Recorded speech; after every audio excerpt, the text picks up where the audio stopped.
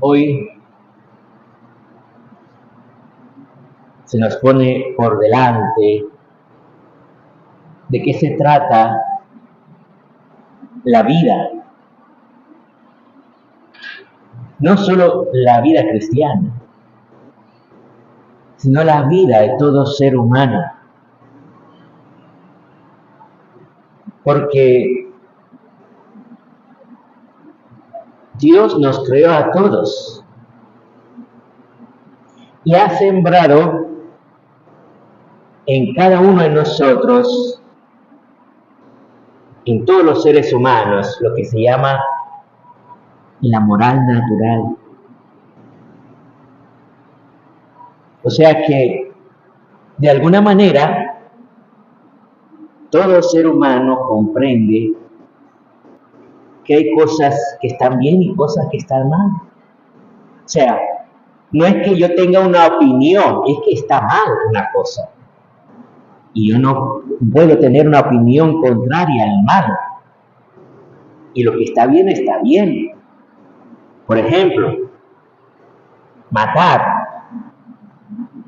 No se puede decir de ninguna manera que está bien, a menos que sea en defensa propia. Una persona que la agreden o que agreden a su familia y por defender a su familia, lamentablemente el agresor muere, lo hizo en defensa. No pretendía matar a nadie. Fue el otro que se le metió en la casa, queriendo hacer daño a su familia. Pero normalmente sabemos que está mal matar, incluso por venganza. Una vez que algo ha sucedido, está claro que siempre está mal matar. O robar,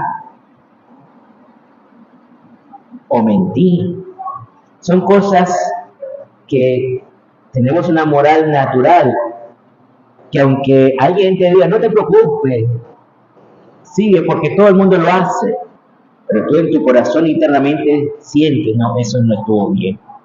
O que vino una persona necesitada a suplicarte una ayuda y tú tranquilamente dijiste que no.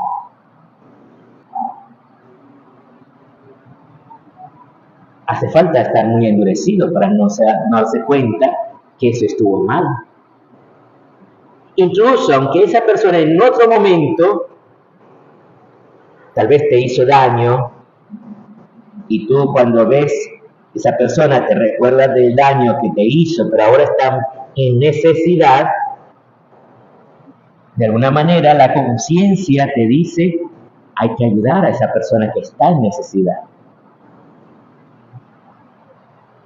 Por eso, hoy en el Deuteronomio dice que el Señor nos pone delante la vida y la muerte.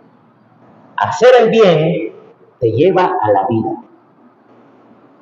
Hacer el mal te lleva a la muerte. Eso es lo que sucede.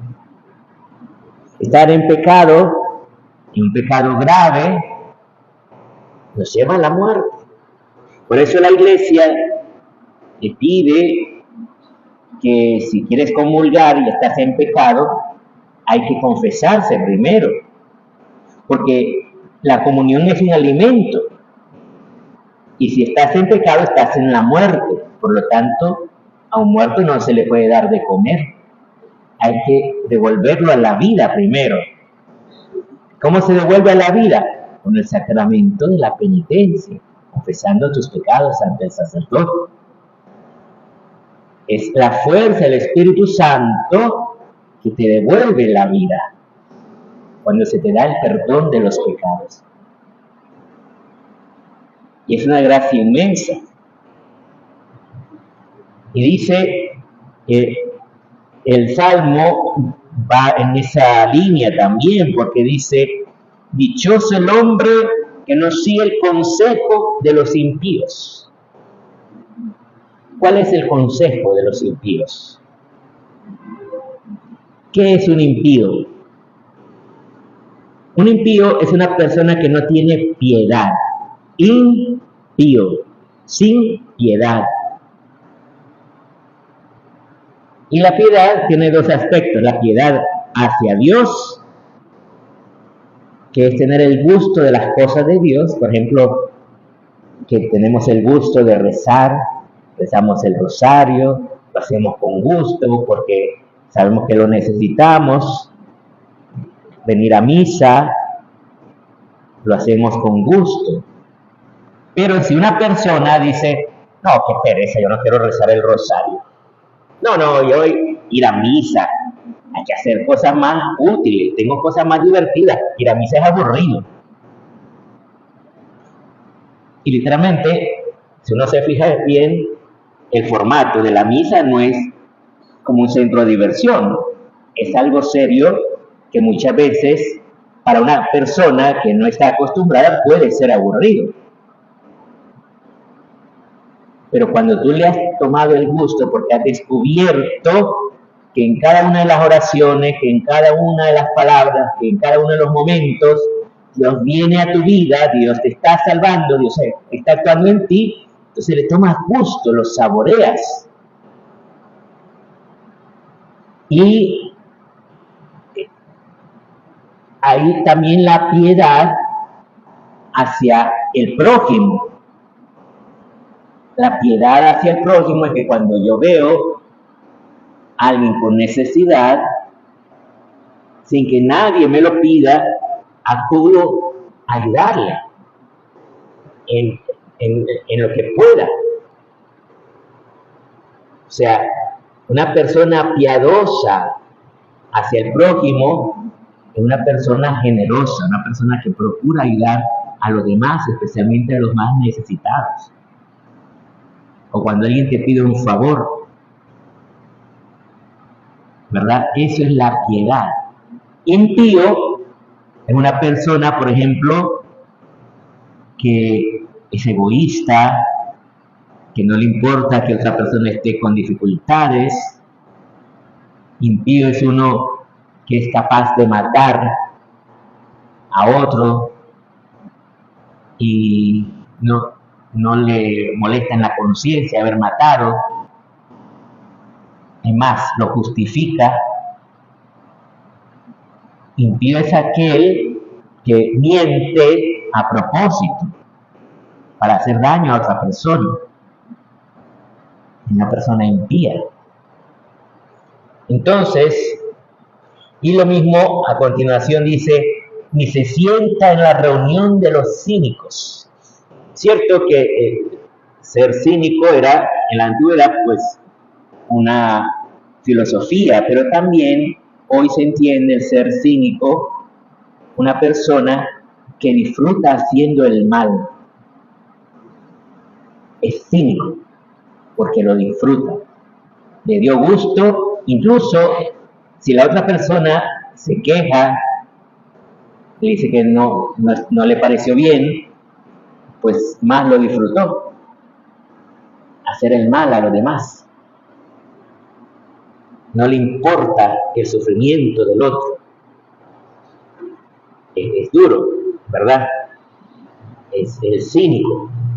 Por eso dice, ni se sienta en la reunión de los cínicos, aquellos que disfrutan haciendo el mal a los demás.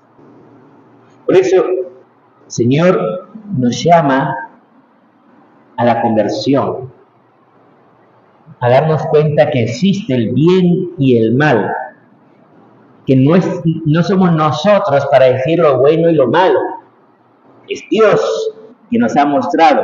Es más, Jesús va todavía más allá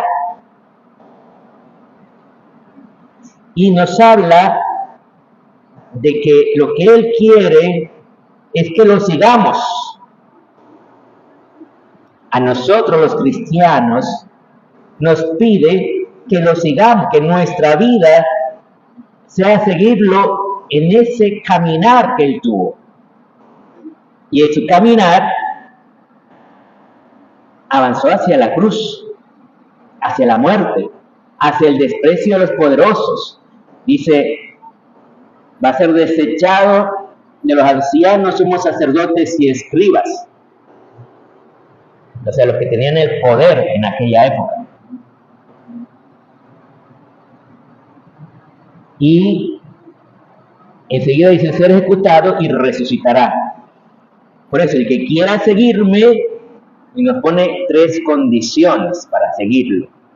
Él quiere que lo sigamos, pero hay 3 pasos a dar para seguir a Jesús. 1, negarse a sí mismo. O sea, San Agustín decía que la ciudad de Dios, o sea, una persona que vive en Dios, aprende a negarse a sí mismo hasta poder amar a Dios. En cambio, la ciudad terrena, la ciudad impía, es aquel que se niega al amor de Dios para amarse a sí mismo solamente. Entonces, lo primero es negarse a sí mismo en tus gustos.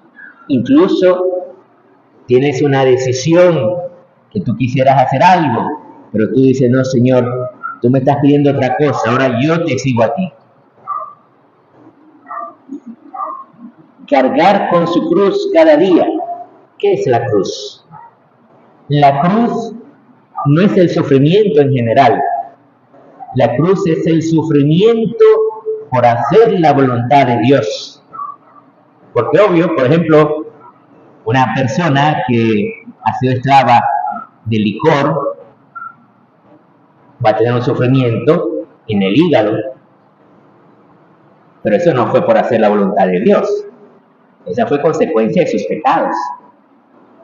Una persona que fuma porque le gusta fumar va a tener problemas en sus pulmones, pero eso no es cruz, porque no fue por voluntad de Dios.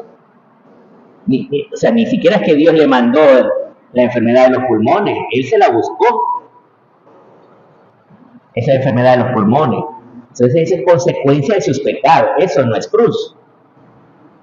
La cruz es el sufrimiento por hacer la voluntad de Dios. Por ejemplo,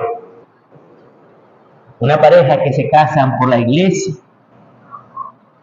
saben que muchas veces amar al otro que está al lado, su esposo, su esposa, los hijos, significa muchas veces morir a sí mismo. Eso sí es la cruz. Porque es hacer la voluntad de Dios. El sacerdote también, en muchas ocasiones, tiene que negarse a sí mismo, tiene que morir a sí mismo por servicio a la comunidad. Eso también es cruz, porque lo hace por hacer la voluntad de Dios. Entonces, cargue con su cruz cada día y se venga conmigo. ¿A dónde? ¿A dónde vas? Te lleva hacia la cruz, pero vamos a la resurrección. Vamos al cielo, vamos a la vida eterna. El Señor estará contigo, no te va a abandonar. Mis hermanos, bendigamos al Señor, porque Él está con nosotros, porque Él quiere siempre lo mejor para nosotros. Solo nos pide que seamos fieles a Él y Él siempre será fiel con nosotros.